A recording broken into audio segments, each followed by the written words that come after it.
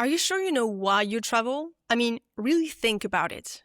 Knowing the many costs of travel, and I'm not just talking about money here, how come we never stop and ask ourselves if we can get the benefit of traveling without actually traveling? And before you think I'm crazy, no, I'm not suggesting we stop traveling, just that we think outside of the tight box of travel. Stay until the end to understand why these are very relevant questions, even for our local and national economies, and to get a bunch of super tangible ideas for the next time you feel like planning a trip.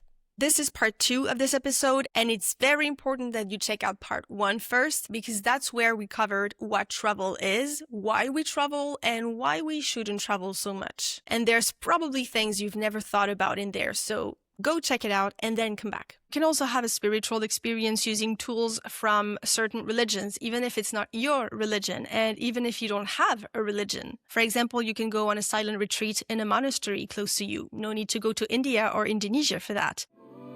Let my breath brush your ears.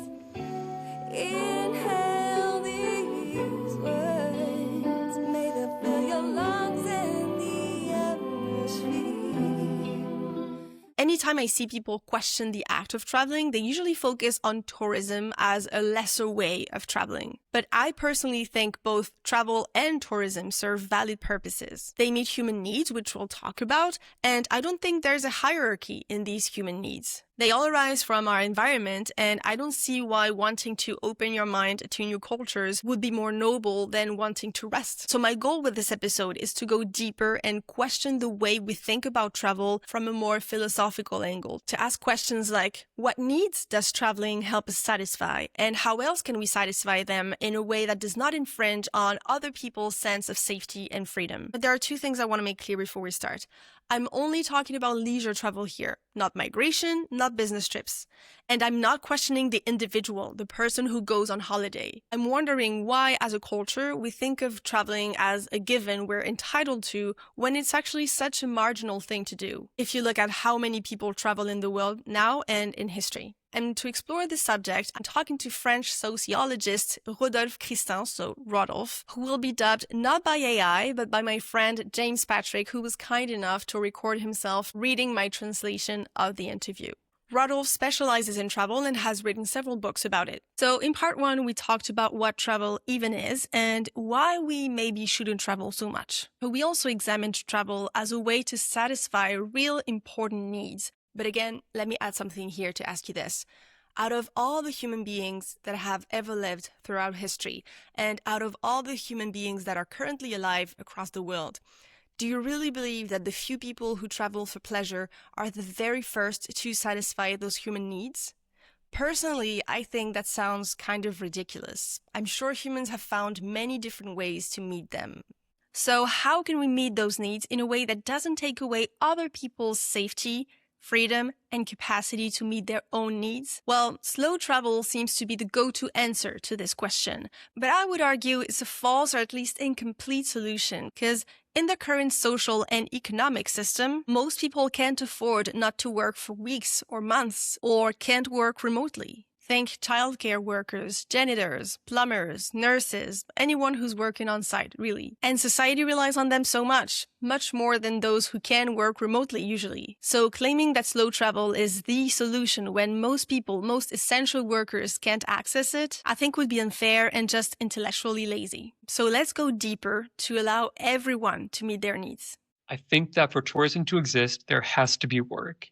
In most cases, tourism is the counterpart to the work-oriented society. So you have to engage in a standardized activity where you're expected to be present, where time is regulated. Specific things are expected of you, and you ultimately find yourself in a fairly constrained system, even if it is a freely chosen constraint, because I'm well aware that with wage labor, a form of economic and material security has developed, a level of material comfort that has grown and cannot be denied. But the flip side of that is that we're not really free to choose our daily activities. That's why free time, once it became institutionalized, was such a big deal. The question is free time still as free today as it was in the beginning? Are we obligated to fill that free time by going on vacation? For me, that is the question right now.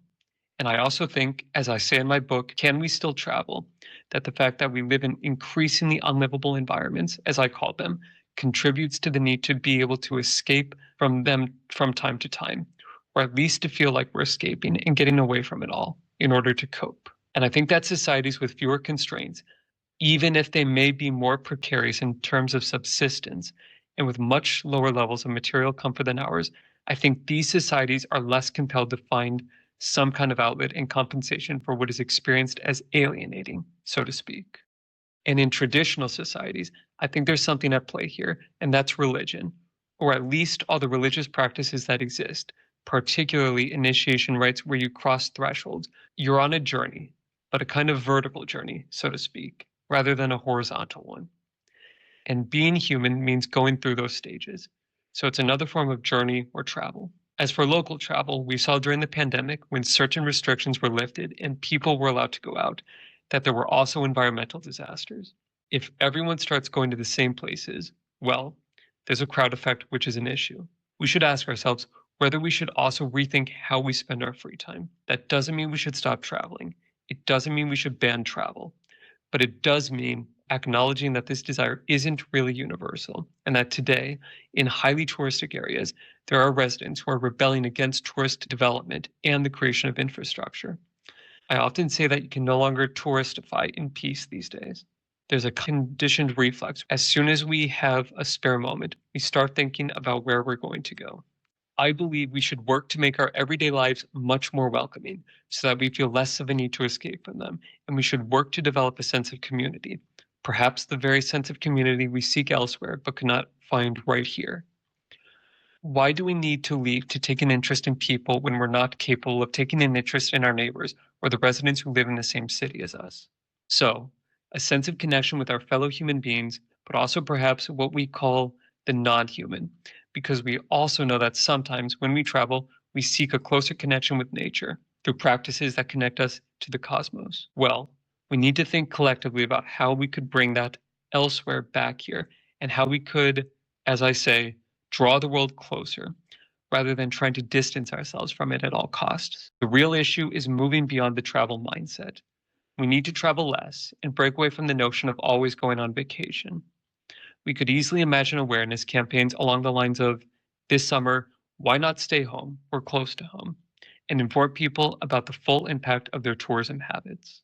According to Rodolphe, tourism is a consolation industry and people mainly look for experiences they don't have at home. And he suggests that the real grand journey is seeing life as an itinerary. As Yeats said, the world is full of magic things, patiently waiting for our senses to grow sharper. So let's create these experiences at home to cultivate that surplus attention, sharpen our senses, and meet our needs without contributing so much to the negative impacts we described in part 1. And also just to get resilient and ready for a time when travel and tourism will have to adapt to different factors, material factors that are out of our control, because those needs are real and we can't let our well-being and our local and national economies depend on such complex, questionable, and fragile industries whose best solutions are in the realm of fake snow. So let's get creative. If our needs fit in the therapeutic category, maybe we can try to fix the root cause. If it's more spiritual, monks are proof that you can lose yourself and find transcendence without moving an inch. So let's try to answer these two big questions. How else can we meet those needs?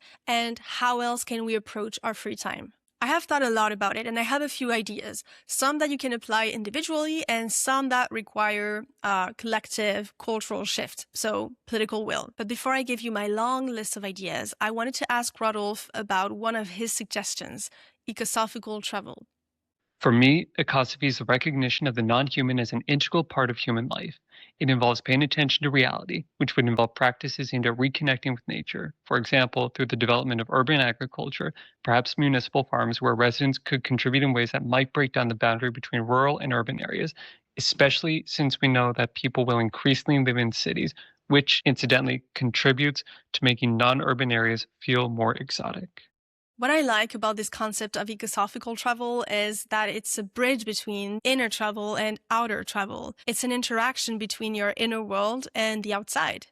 It's immersing yourself where you are. There's a lot of wisdom in that, and I really think it's a skill worth cultivating that can help us satisfy many needs without having to book a trip. Now, my ideas. Let's start with the ones you can apply right now. First, we'll do the escapism category. So, if you need a break, you probably just need to regulate your nervous system.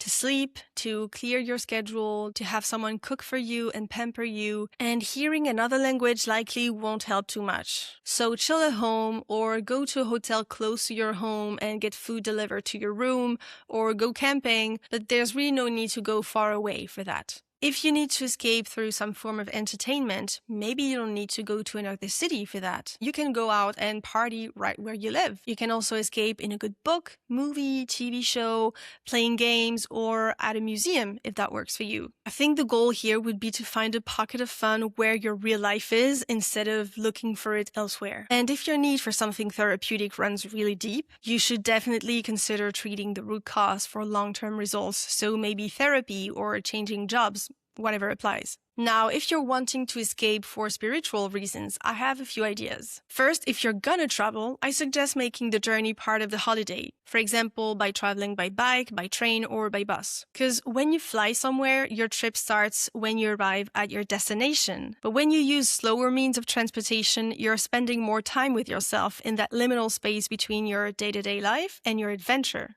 And being with yourself in liminal spaces is a great place to start if you're looking for a spiritual experience. Now, you can also have a spiritual experience using tools from certain religions, even if it's not your religion, and even if you don't have a religion. For example, you can go on a silent retreat in a monastery close to you. No need to go to India or Indonesia for that. You can meditate or even try trance-inducive activities like dance or music. And you don't have to subscribe to the entire set of beliefs these practices are associated with to benefit from their scientifically demonstrated effects. Another ancient spiritual practice is philosophy, so you can also give that a shot. Tied to that is the idea of an inner travel, of having an inner world so vast and complex that just existing with yourself is an adventure and an inquisitive spiritual practice. Lastly, I suggest remembering that everything is nature despite the false separation or distinction we make between us and the rest of the world. The concrete jungles most of us live in are made of natural elements. But I understand that remembering that everything is nature is easier when you can see living organisms. And if your environment doesn't allow for that, that might be your cue to demand better urban and landscape planning from your representatives, or even to take action yourself. We'll get back to that when we talk about collective ideas. But for now, let's take a music break with a song about learning patience and contemplation and enjoying what is instead of always running God knows where. Song's called Patience, and you can listen to the whole thing at the end of the episode or on any music platform.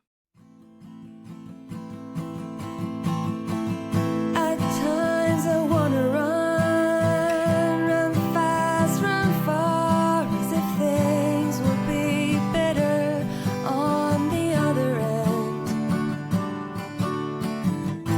But where is the fun if I'm not even part of this delicate moment? Now, a few individualistic ideas for growing up and down.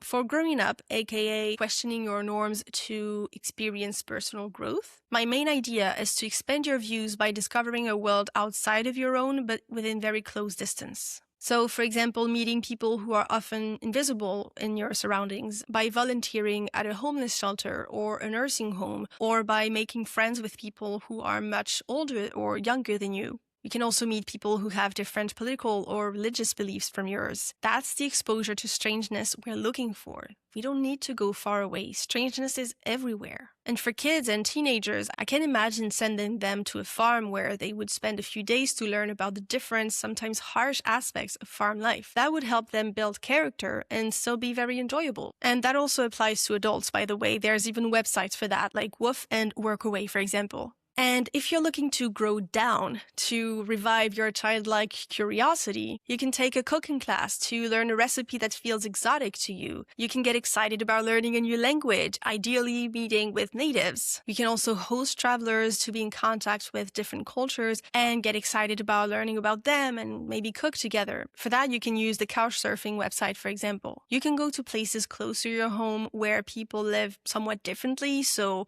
maybe the countryside or neighborhood neighborhoods you simply never go to, even ones you might consider to not be 100% safe. And I feel like all these ideas I just gave also contribute to questioning your norms to experience personal growth. And lastly, the basis of our desire to travel is that we assume that we already know the place we're wanting to leave. But there's always new things to discover and notice. So we can learn to observe our surroundings, to question what feels obvious, to widen our sense of curiosity. As Rodolphe says in one of his books, after all, elsewhere starts where I am not, at the tip of my shoe. All right. These were things you can choose to do right now if you want, but they have to go against the current of our culture that tells us that traveling anytime we want and can is absolutely normal and good. And we previously saw that this story is very incomplete. But I never want to make it sound like your personal actions are directly to blame for more systemic issues. They are definitely part of it, but staying at that level would be unfair and honestly just completely inefficient. So I also have a few ideas of things that we should expect and ask for on a collective political level to see that we don't need to go very far to experience the rupture that traveling creates. Let's start with the therapeutic aspect of traveling. First of all, if a lot of our desire to travel stems from the unlivability of the world, we can work together to build societies where daily life makes space for pleasure, rest, and everything we need so we don't have to regularly escape from it. That requires rethinking the way we manage care work, urban planning, landscaping, and many other things, but mainly our relationship to and organization of work and holidays. It's a whole mindset. It's our entire work culture that has people work and live somewhat suboptimal lives most of the time and seek to compensate for that during the holidays. So let's make the world and daily life livable and enjoyable. And you can work on that in your community, your family, your neighborhood, your company, and by voting for people who want to make changes in that direction. Another one that fits in this category and seems much easier is to reconcile with the seasons, namely winter. So many people go away in the winter. It's like they're birds. I personally used to hate the winter. Now I love it. And I think it's fascinating that humans have created entire cultures to adapt to changing seasons. I think seasons add layers of depth and richness to life, just like emotional seasons. And I encourage everyone to really embrace the winter. We can learn a lot from Scandinavian cultures for that. Now, 2 ideas for collective action for the spiritual aspect of escapism. The first one is to develop and promote spaces that would serve as churches and monasteries, but without the religion. They could keep the big lessons all religions share and offer practices that are known to help humans feel connected to themselves, others, and a sense of transcendence, but like I said, without the religious coding. That would be an opportunity to bring interfaith communities and secular communities together. That would save a lot of trips to Asia and Latin America, and that might even help a lot of people connect to a more local sense of spirituality, one that's indigenous to where they are.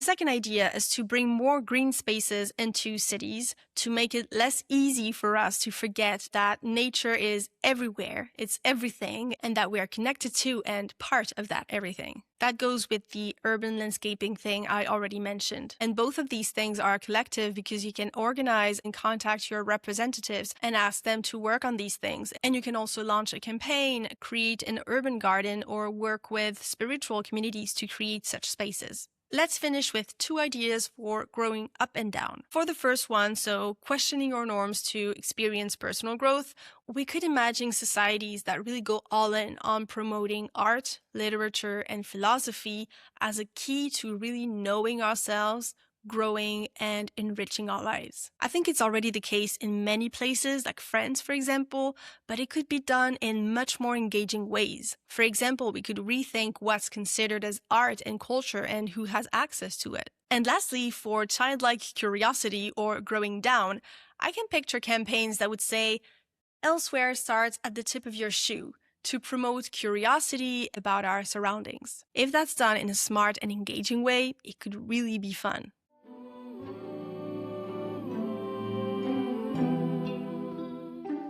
I'm finally done with this very long list. Again, just to make things clear, I'm not advocating for banning travel or anything like that. I'm just suggesting we get more creative so our minds don't automatically go to travel. Because travel as we know it was invented at a time of euphoria when we simply didn't know or maybe didn't want to look at the negative impacts. And we got hooked. But it's never too late to get sober for the economies that currently depend on tourism to keep our habitats safe and just for general resiliency, really. So next time you feel like planning a trip, just take a moment to ask yourself what need you're trying to fulfill and see if you can do one thing from the list I just gave you.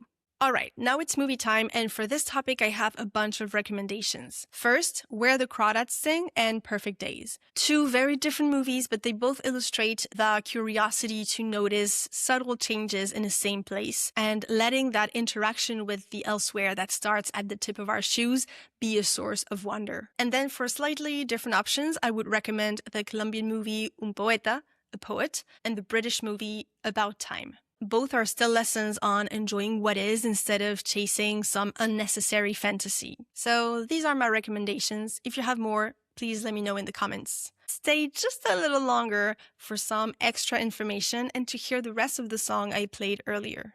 I hope you got some valuable insights from this episode, and if you want to learn more from my guests, you'll find everything you need in the show notes. I, for one, thank you for your attention. I know you could have been watching or listening to a billion other things, and I'm glad you picked this one. Now, 3 things before I leave you. Number 1, if you liked the music you heard today, you should look me up on the music platform you use. There will also be a link in the show notes to help you find me on there. Number 2, if you want to help me make the internet a place for more constructive and nuanced conversations, you can subscribe, like the episode, share it, and leave a comment or review depending on where you're listening to this. And number 3, you can also subscribe to my free Patreon, to my free newsletter Night Sky, and follow me on Instagram or TikTok to understand a bit better the messages behind my songs. Again, everything will be in the show notes. All right, thank you, and take care, and keep trying to make sense.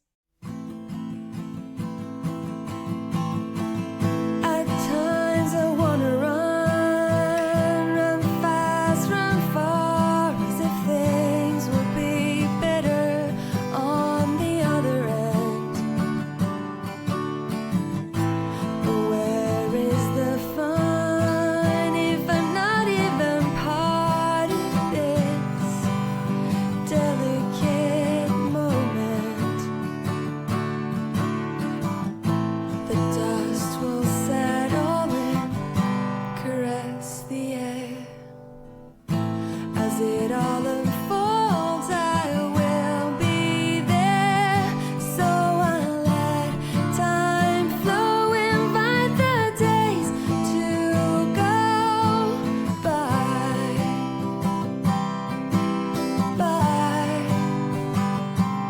I just watch the wind blow in the leaves, fly so high.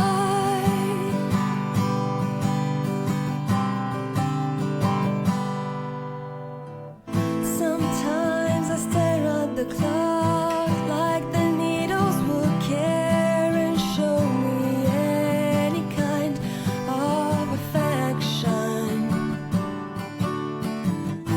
But then I take stock, and as I look in my hair, I'm blinded by the moon's reflection.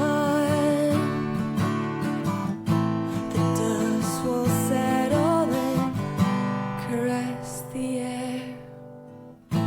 As it all unfolds, I will be there. So I'll let time flow, invite the days to go by.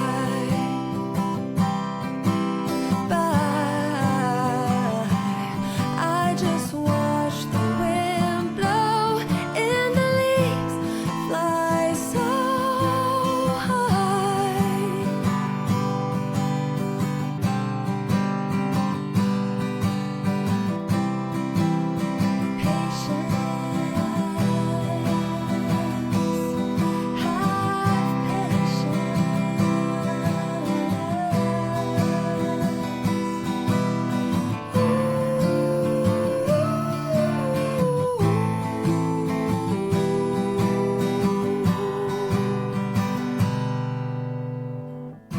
The dust will settle and caress the air. As it all unfolds,